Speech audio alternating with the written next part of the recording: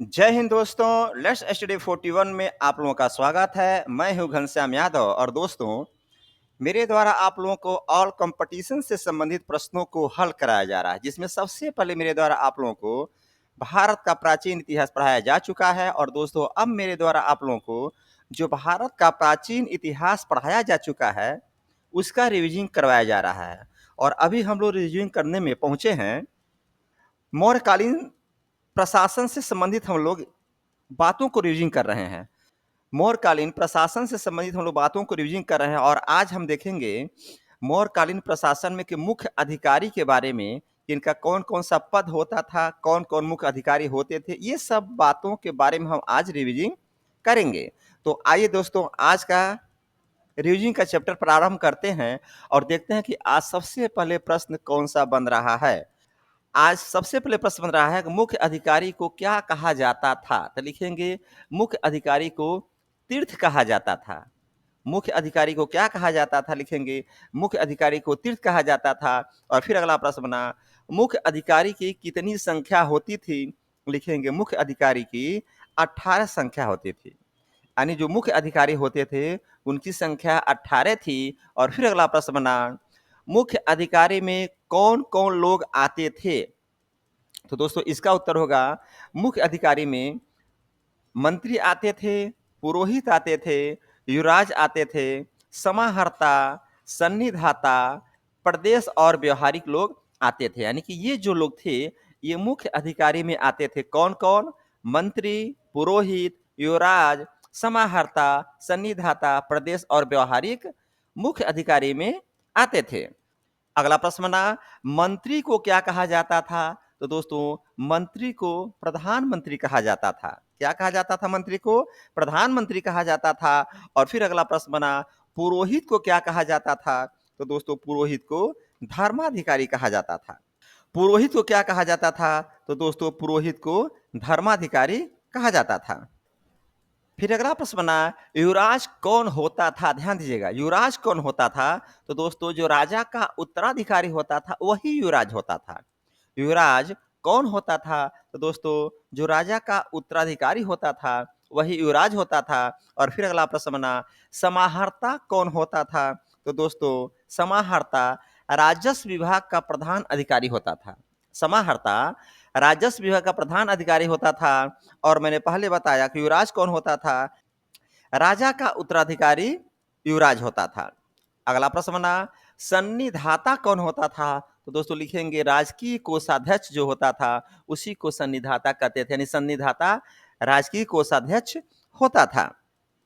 फिर अगला प्रश्न बना, प्रदेष्टा कौन होता था? तो दोस्तों, फौजदारी न्यायालय का मुख्य न्यायाधीश को प्रदेष्टा कहा जाता था। ध्यान देंगे, अभी भी आज के टाइम में दीवानी न्यायालय होता है और फौजदारी न्यायालय होता है। ठीक इसी प्रकार से उस समय भी फौजदारी न्यायालय होता था और फौजदारी न्यायालय का जो मुख्य न्यायाधीश होता था उसे प्रदेष्टा कहा जाता था। और फिर अगला प्रश्न बना, व्यवहारिक कौन होता था? तो लिखेंगे दीवानी न्यायालय का जो मुख्य होता था उसे व्यवहारिक कहा जाता था।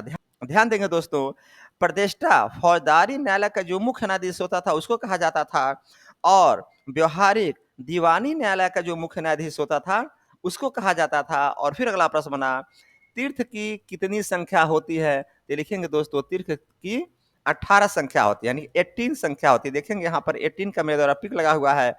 और फिर अगला प्रश्न बना, कौटिल्य के अर्थशास्त्र के अनुसार कितने अध्यक्ष होते थे?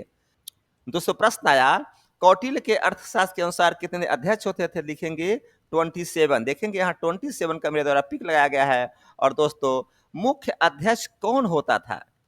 या ऐसे कह सकते हैं मुख्य अध्यक्ष कौन कौन थे? तो लिखेंगे सीता अध्यक्ष, शुल्क अध्यक्ष, लक्षणा अध्यक्ष, नव्या अध्यक्ष और मुद्रा अध्यक्ष। यानी कि जो मुख्य अध्यक्ष होते थे वो सीता अध्यक्ष, शुल्क अध्यक्ष, लक्षणा अध्यक्ष, नव्या अध्यक्ष और मुद्रा अध्यक्ष होते थे। और फिर अगला प्रश्न बना, सीता अध्यक्ष क्या देखता था? ध्यान दीजिएगा, जो अध्यक्ष होते थे अब उनके बारे में पूछा जा रहा है कि वो क्या क्या विभाग देखते थे। तो प्रश्न है दोस्तों, सीता अध्यक्ष क्या देखता था? तो लिखेंगे सीता अध्यक्ष कृषि विभाग को देखता था। देखेंगे यहाँ पर बहुत ही सुंदर कृषि करते हुए लोगों का मेरे द्वारा पिक लगाया गया है और यहाँ पर प्रश्न पूछा जा रहा, सीता अध्यक्ष क्या देखता था? लिखेंगे सीता अध्यक्ष कृषि विभाग देखता था।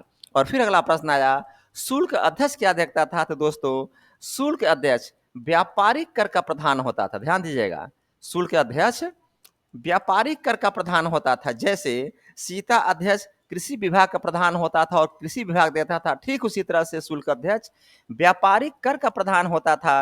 और फिर अगला प्रश्न आया, लक्षणा अध्यक्ष क्या देखता था? तो दोस्तों लक्षणा अध्यक्ष मुद्रा विभाग देखता था। और फिर अगला प्रश्न आया, नौवा अध्यक्ष क्या देखता था? तो दोस्तों नौवा अध्यक्ष जहाज विभाग देखता था। देखेंगे यहाँ पर मेरे द्वारा बहुत ही सुंदर जहाज का पिक लगाया गया है। नौवा अध्यक्ष क्या देखता था? तो दोस्तों नौवा अध्यक्ष जहाज विभाग देखता था। और फिर अगला प्रश्न आया, मुद्रा अध्यक्ष क्या देखता था? तो लिखेंगे पासपोर्ट विभाग देखता था। एक बार जरूर ध्यान देंगे, यहाँ पर मुद्रा की बात की जा रही है लेकिन यहाँ पासपोर्ट की बात की जा रही है। कहने का मतलब यहाँ है कि यहाँ मुद्रा का मतलब पासपोर्ट से है, न कि कैश से है। तो दोस्तों मुद्रा अध्यक्ष क्या देखता था? आप उत्तर देंगे मुद्रा अध्यक्ष पासपोर्ट विभाग देखता था। देखेंगे यहाँ पासपोर्ट का मेरे द्वारा एक लगाया गया है। और फिर अगला प्रश्न बना, केंद्र कितने प्रांतों में बटा हुआ था? तो दोस्तों लिखेंगे केंद्र 5 प्रांतों में बटा हुआ था। पहला उत्तरापथ, दूसरा दक्षिणापथ, तीसरा अवंती राष्ट्र, चौथा प्राची और पांचवा कलिंग। तो दोस्तों केंद्र 5 प्रांतों में बटा हुआ था, उत्तरापथ, दक्षिणापथ, अवंती राष्ट्र, प्राची और कलिंग। फिर अगला प्रश्न बना, उत्तरापथ की राजधानी कहाँ थी? तो लिखेंगे दोस्तों उत्तरापथ की राजधानी तक्षशिला हुआ करती थी। उत्तरापथ की राजधानी कहाँ थी? लिखेंगे उत्तरापथ की राजधानी तक्षशिला हुआ करती थी। और दोस्तों अगला प्रश्न बना, दक्षिणापथ की राजधानी कहाँ थी? तो लिखेंगे दोस्तों सुवर्णगिरी। दक्षिणापथ की राजधानी कहाँ थी? तो दोस्तों लिखेंगे दक्षिणापथ की राजधानी सुवर्णगिरी थी। और फिर अगला प्रश्न बना, अवंती राष्ट्र की राजधानी कहाँ थी? तो दोस्तों लिखेंगे अवंती राष्ट्र की राजधानी उज्जैनी हुआ करती थी। देखेंगे दोस्तों यहाँ पर उज्जैन का बहुत ही सुंदर पी लगाया गया है और प्रश्न पूछा जा रहा है अवंती राष्ट्र की राजधानी कहाँ थी? आप उत्तर लिखेंगे उज्जैनी। फिर अगला प्रश्न बना, प्राची की राजधानी कहाँ थी? लिखेंगे पाटलिपुत्र। प्रश्न आएगा प्राची की राजधानी कहाँ थी? आप लिखेंगे पाटलिपुत्र। देखेंगे यहाँ पाटलिपुत्र का बहुत ही सुंदर पिक लगाया गया है। और फिर दोस्तों अगला प्रश्न बना, कलिंग की राजधानी कहाँ थी? तो लिखेंगे तोलसी। कलिंग की राजधानी कहाँ पर थी? तो दोस्तों लिखेंगे तोलसी। और फिर अगला प्रश्न बना, नगरीय प्रशासन की जानकारी कहाँ से मिलती है? तो लिखेंगे मेगा अस्तनीज के इंडिका पुस्तक से मिलती है।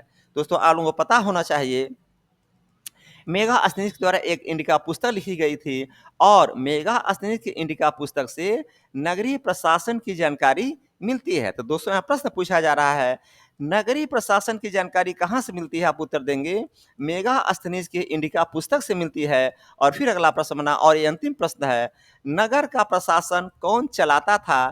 तो लिखेंगे नगर का प्रशासन 30 सदस्य की 6 समितियां चलाती थी। नगर प्रशासन 30 सदस्यों की 6 समितियां चलाती थी। और यहीं पर आज का रिविजन का क्लास समाप्त होता है। तो दोस्तों मैं कहूँगा ध्यान लगा के पढ़िए, मन लगा के पढ़िए, बार बार कहता हूँ फ्यूचर का चिंता मत करिए। आज का क्लास यहीं पर समाप्त होता है। दोस्तों चैनल को जरूर सब्सक्राइब करिए, लाइक करिए और कमेंट में कुछ न कुछ जरूर लिखिए जिससे हमारा हौसला अफजाई होता है। यहीं पर आज का क्लास समाप्त होता है। जय हिंद, जय भारत।